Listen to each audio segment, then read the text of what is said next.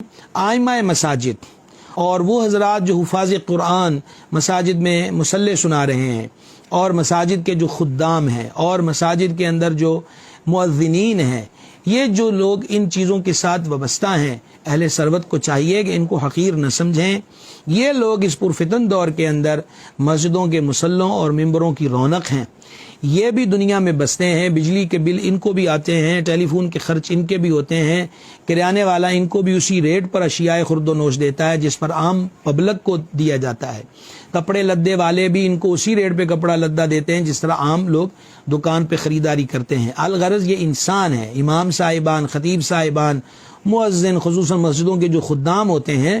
تو مساجد انتظامیہ کی خدمت میں عرض کرنا چاہتا ہوں کہ مسجدوں کے چندوں سے اکاؤنٹ بھرے ہوئے ہوتے ہیں، لیکن بعض لوگ انتظامیہ میں ایسے بخل پسند آ جاتے ہیں جو ان حضرات پہ خرچ کرنے کو شاید کو مسجد کی خدمت کا حصہ ہی تصور نہیں کرتے، اور یا پھر یہ سمجھتے ہیں کہ یہ مٹی کے نہیں پتھر کے بنے لوگ ہیں کہ ان کو کسی چیز کی ضرورت نہیں ہے۔ سرکار امام حسن پاک کی سخاوت کے ضمن میں ایسے حضرات کے نام یہ میسج چھوڑ رہا ہوں کہ خدا کا خوف کیجئے، اپنے ائمہ مساجد کا، مساجد کے خدام کا، وہاں کے معلمین و مدرسین کا، وہاں کے مؤذنین کا خیال کیجئے۔ عید کے موقع پر، اور وہ بھی شب قدر تک، اور بعض لوگ تو پھر عید کی صبح تک بھی لے جاتے ہیں، عید والے دن اکٹھے کر کے آپ کو دیں گے۔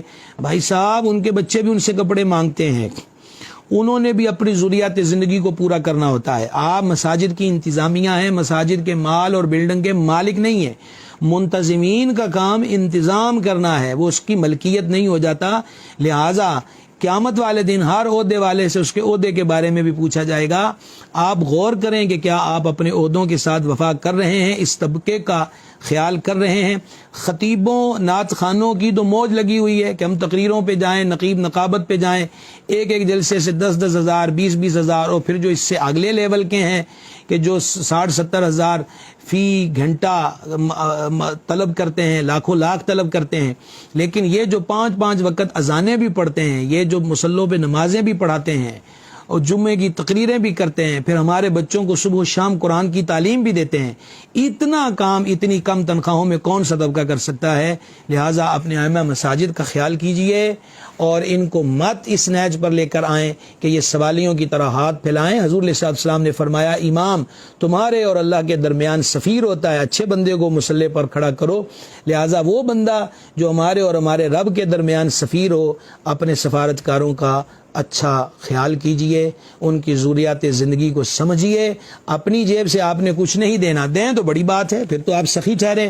اپنی جیب سے تو کچھ نہیں دیں گے، وہ جو مسجدوں کے اکاؤنٹ بھرے پڑے ہوئے ہیں وہ لوگوں نے اسی لیے دیے ہیں، اور یہ امام صاحبان مساجد ہی کا حصہ ہے۔